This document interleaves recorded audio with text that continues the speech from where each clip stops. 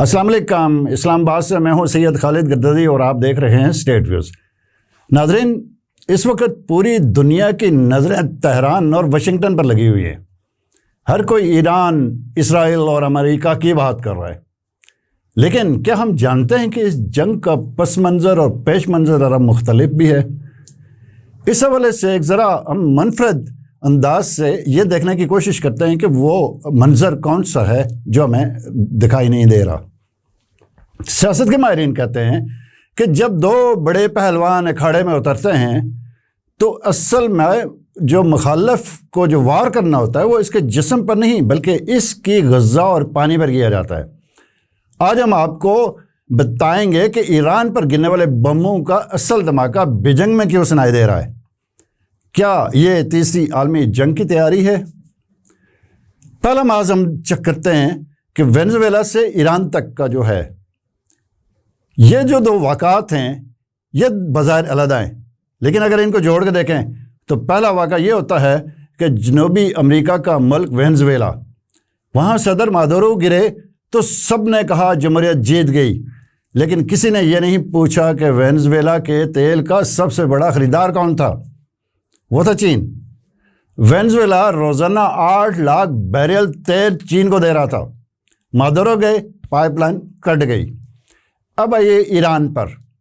اسرائیل اور امریکہ کے حملوں میں ایران کی قیادت کو نشانہ بنایا گیا، شور مچا کہ ایٹمی خطرہ ڈال گیا ہے، لیکن اصل خبر یہ ہے کہ ایران روزانہ 15 لاکھ بیرل تیل براہ راست چین کو سپلائی کر رہا تھا۔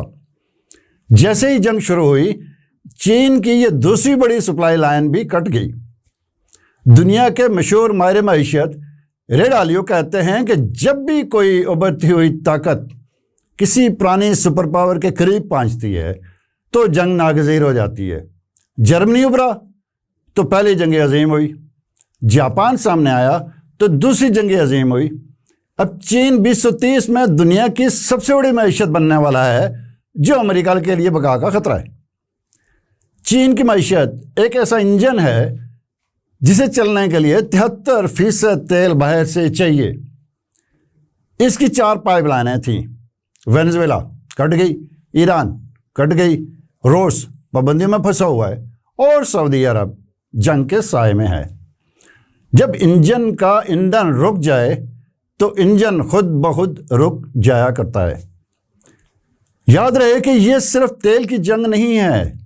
چین بیجنگ سے یورپ تک ایک عظیم شاہراہ ریشم بنا رہا ہے، جس میں ایران ایک اہم ترین لنک ہے۔